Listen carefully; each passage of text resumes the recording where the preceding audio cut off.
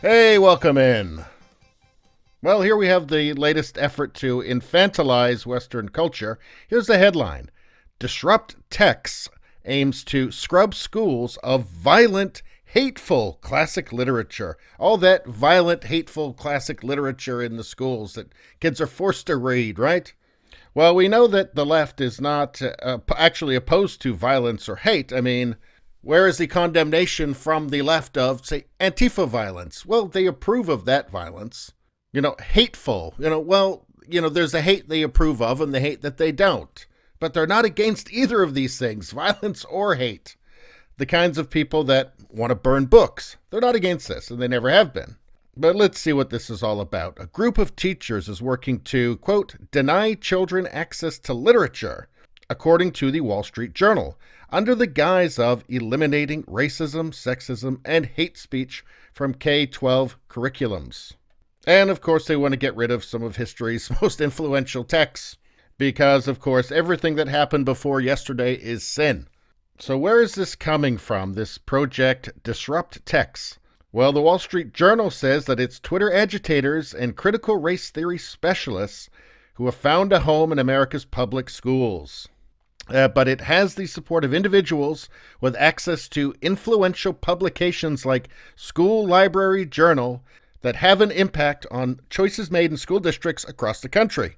So for everybody who is saying, all this craziness we hear about in the universities, that won't go out into the real world. Well, it did. They graduated and they went to places like School Library Journal, and they're teaching your kids. So I guess we all should have paid more attention, right?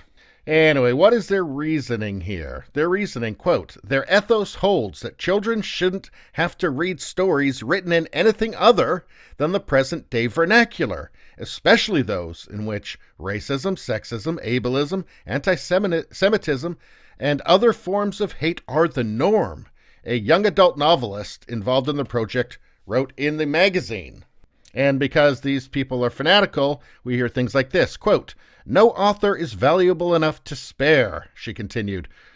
Quote, absolving Shakespeare of responsibility by mentioning that he lived at a time when hate-ridden sentiments prevailed risks sending a subliminal message that academic excellence outweighs hateful rhetoric.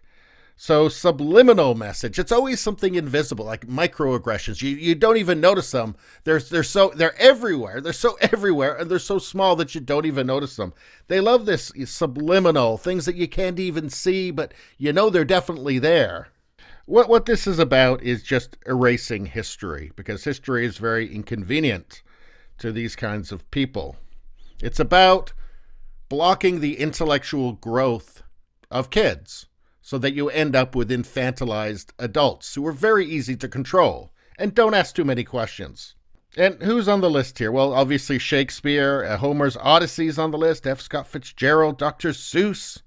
One teacher told the Wall Street Journal that he'd rather die than teach Nathaniel Hawthorne's The Scarlet Letter because he chose to be in the, quote, fight against misogyny and slut-shaming.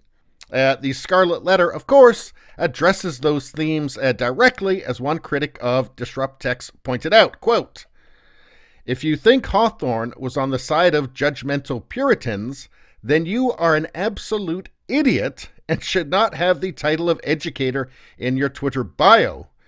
This time an opponent of the movement, but that's the point, you see, being an idiot is a benefit to these people. You can't think too closely. I mean, absolving Shakespeare of responsibility by mentioning he lived at a time that wasn't now, that didn't have the exact, cultural taboos and mores as we have right now. So you can't absolve him just simply because he's not alive right now. That is idiotic, obviously, right? And of course, ignoring context that's what they do, right? It's very convenient for them. Just going to interrupt for 1 second to say, if you like this content, subscribe so you can see more. Thanks a lot. So why would these new leftists want to ignore context, obvious context? Well, the reason is that history must be erased. All history is bad. It's always been bad. Everything has been bad until literally yesterday. History must be replaced by this new leftist circular logic, that that book is bad. Well, why is the book bad? Because it was written by the bad man.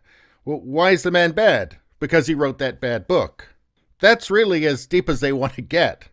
And if, the mainstream media, if all the institutions want to buy into that, well, hey, it's airtight, right? This is the childish logic of the new left. Nothing is sacred that happened before yesterday. And in fact, everything that happened before yesterday is a sin. If people can see that people in the past were just like us in a lot of ways, had the same thoughts, struggled with the same ethical problems, the same moral issues, the way that we still do today, and that, in fact, where we are today is a gradual change, that is being in the right direction.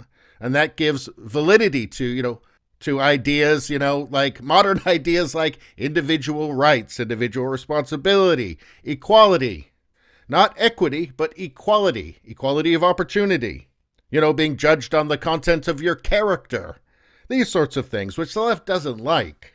Therefore, it all has to be burnt down. You can't look at it. You can't see it. You have to get rid of it. Didn't exist. No, it's hate. It's violence. Gradual progress through people's ability to exercise their freedoms, right? Their free rights to be able to think and say and do what they want. These are ideas that are fundamentally opposed by the new leftist dogma, of equity, not equality. Everything is top down, right? Top down from authority for the new left, not upwards from the people. So, therefore, history must be erased. The context must be erased. Nuance must be erased. And just this new fiction built in its place. Fiction divorced from the experiences and the innate sense of justice of real people and of history itself. Anyway, let's finish this off. Although book banning among the censorious has been a regular practice for centuries, yes, amongst authoritarians, dictators, of course, the Wall Street Journal notes that disrupt texts does appear to be getting results. Homer was banned in Lawrence, Massachusetts, and Newsweek notes the anti-racist classic To Kill a Mockingbird found itself on the wrong side of censors this year. So, To Kill a Mockingbird, right? They don't care about context. They don't care about what the book's actually about. They just want to get rid of it. In fact, they find it very inconvenient that that book exists because everything before yesterday was terrible, right? Everybody was evil.